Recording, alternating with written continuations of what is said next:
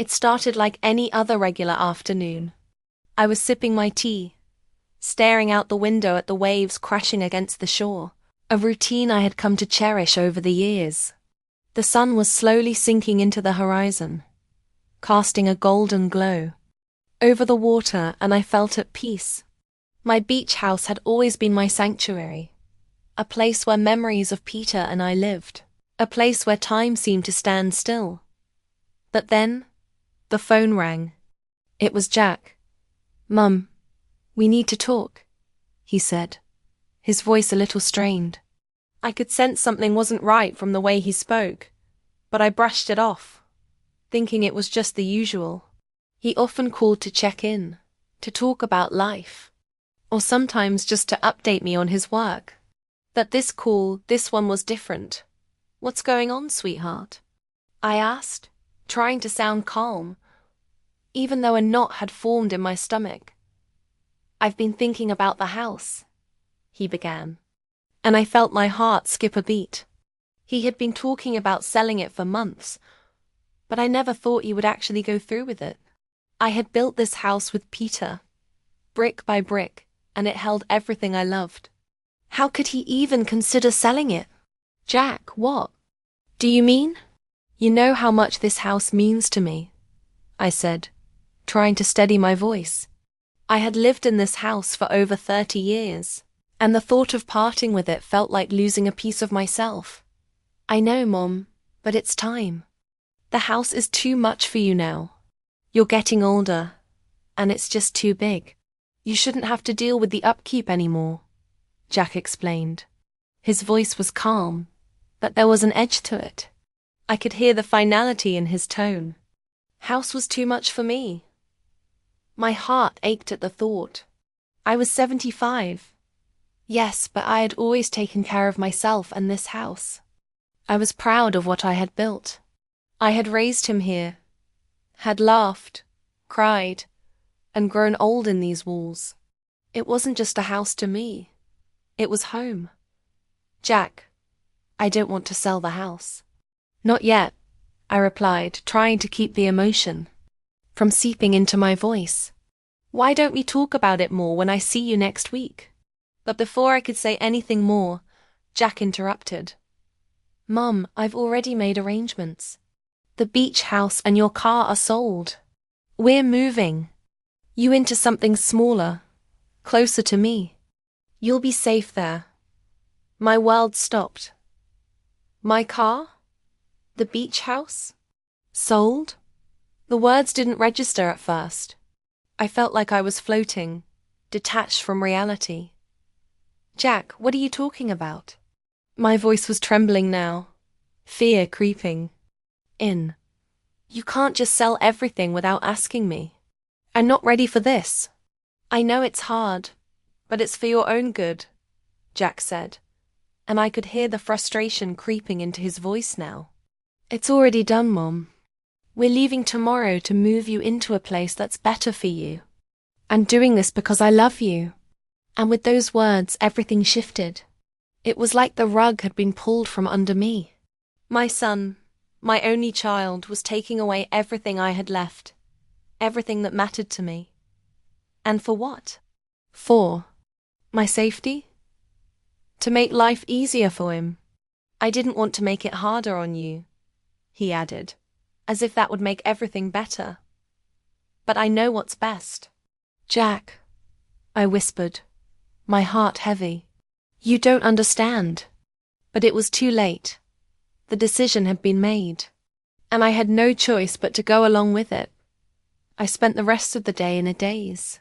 The house was packed, the keys handed over, and all that was left was the empty space that had once been my sanctuary.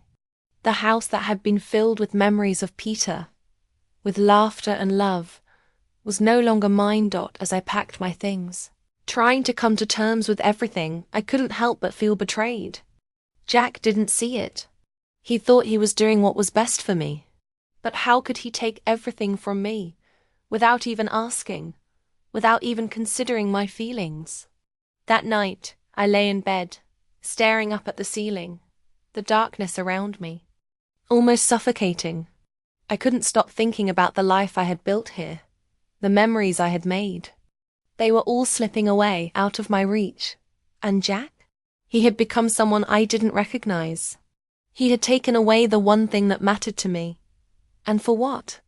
So he could have his own peace of mind. As the sun set the next day, I found myself standing in the doorway of my new apartment, the place Jack had chosen for me, feeling a weight I had never known. I felt small. I felt like I had been erased, like my life had been boxed up and sold off without a second thought. Not my home. This was not my life. And the worst part, I wasn't sure if Jack even cared. The next morning arrived too quickly. My head was spinning, and the weight of Jack's words from yesterday still clung to me. I felt like I was waking up from a bad dream, but the reality of it hit me harder as soon as I opened my eyes. I looked out the window, hoping for some sort of clarity, but all I saw was the same beach, the same horizon I had gazed at for decades, and suddenly, it felt as though the ocean had become a distant stranger. The house was still, eerily quiet. The emptiness of it hit me like a punch to the stomach. Peter was gone. But this house, the house where we had built a life together, where we had laughed and cried, where we had celebrated holidays and birthdays, was the last thing that kept me tethered to the past. Now, in one fell swoop, Jack had taken that away from me. He had sold it, without even consulting me. I sat on the edge of the bed for a while, my mind racing with 1,000 thoughts. How had things gotten so out of hand? When had my son become the kind of person who made decisions for me, without asking me what I wanted, without giving me a voice? I thought back to when he was younger. He had been so caring, so thoughtful, always looking out for me, always calling me to check in, even when he was in college. But now, everything felt different. A soft knock on the door broke my thoughts. Jack's voice followed immediately, calling from the other side. "Mom, it's me," Jack said. "I'm here to help you pack. The movers are coming soon." I stood up, my legs shaky beneath me. The room felt too small now, too tight. I hadn't been ready for this. I wasn't ready to say goodbye to everything I had built my life around. I opened the door, forcing a smile, but Jack's face told me everything I needed to know. He was determined, resolute, but there was something missing. Something that should have been there, a softness, a sense of empathy for what I was going through.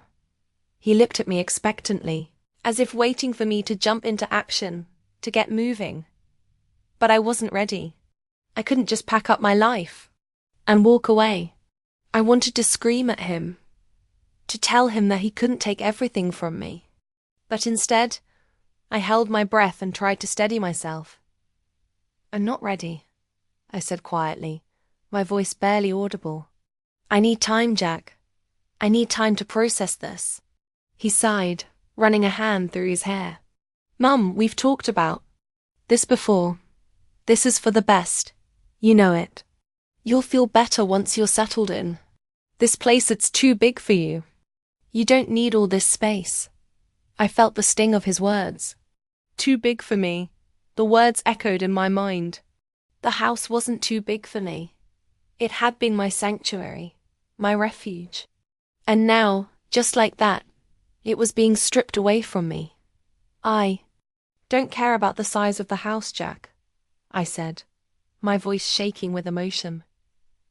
"This is my home. My memories are here. You can't just take that away from me.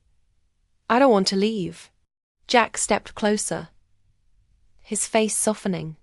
"I know this is hard, but you'll see it'll be better for you. You'll have everything you need. I'm just trying to help. You don't have to do this on your own anymore." I felt tears start to well up in my eyes. "Help? Is this your idea of help? Taking everything from me? You didn't even ask. You didn't even care how I felt about this." He hesitated, and I could see the guilt in his eyes.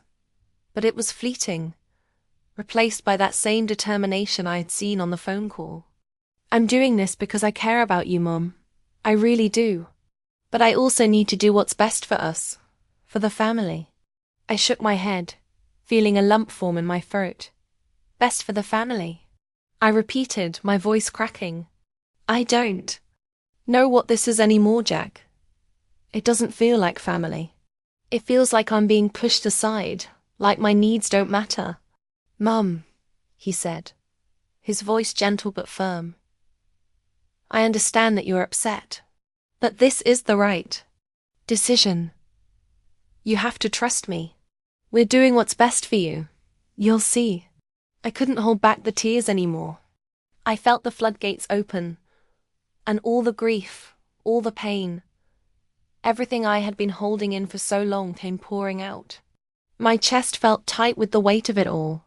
I couldn't breathe. Couldn't think. My own son had sold my home without asking me, without even thinking about what it would do to me. I don't want to go, Jack, I whispered, barely able to get the words out. I can't leave, not like this. For a moment, Jack just stood there, looking at me. Then, without another word, he reached out and hugged me tightly. I could feel his warmth, his love, but also the distance between us. It wasn't the same. It didn't feel like it used to. He was doing this for what he thought was the best, but I felt like he was taking away everything that mattered to me. I'm sorry, Mum, Jack said, his voice thick with emotion. I just want what's best for you. You'll see. You'll be okay. I didn't respond. I couldn't. The pain was too much. How could he understand? How could he truly understand what this house meant to me? What it meant to us? We spent the next few hours packing up my belongings. The movers arrived, and I felt like I was in a daze as they carefully loaded everything into the truck. I tried to focus on the task at hand, but my mind kept drifting to all the memories tied to this place. The first time Peter and I had walked down the beach together, the countless dinners we had shared here, the quiet mornings when we would sit on the porch and sip our coffee together. All of it was being taken from me. Jack's efforts to help felt forced, like he was doing his duty rather than genuinely trying to make me feel better. I couldn't blame him, though. He was doing what he thought was right. He was just trying to help, but in doing so, he had ripped the very foundation out from under me. By the time the last of my things had been packed up, it was late afternoon. The house was empty now, the walls bare, the echoes of our life together fading into silence. I stood in the doorway, staring out at the beach one last time. The sun was beginning to set, casting a golden light across the water. It felt so final. So much had changed in such a short time. Jack came up behind me and placed a hand on my shoulder. Are you ready to go, Mom? He asked softly. I didn't answer right away. I couldn't. The words caught in my throat, the weight of everything still sinking in. The house, the memories, the life I had known, it was all gone now, and I had no say in it. It wasn't fair. I'm ready, I whispered finally, my voice hollow. But I don't think I'll ever be okay with this. Jack didn't say anything in response. He simply nodded and led me to the car.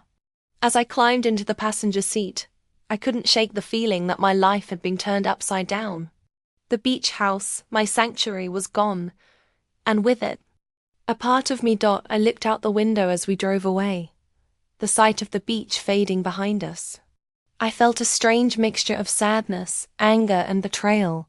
But most of all, I felt a sense of loss that I couldn't quite describe. This wasn't how I imagined the final years of my life, and I didn't know how, or if I would ever find my way back to feeling whole again. The weeks that followed felt like I was living in a blur, each day blending into the next, a string of endless tasks and obligations I didn't quite feel present for. It felt like my life had been hijacked, my choices stolen from me. The beach house, the only place that had been truly mine, was now just a memory. Jack had been so sure that he was doing the right thing for me.